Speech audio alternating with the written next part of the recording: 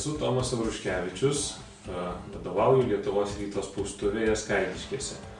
Esu baigęs Vilniaus Gedimino technikos universitetą poligrafinių mašinų specialybę. Poligrafiją pasirinkau todėl, kad mano manymu tai yra labai įdomus, labai dinamiškas darbas.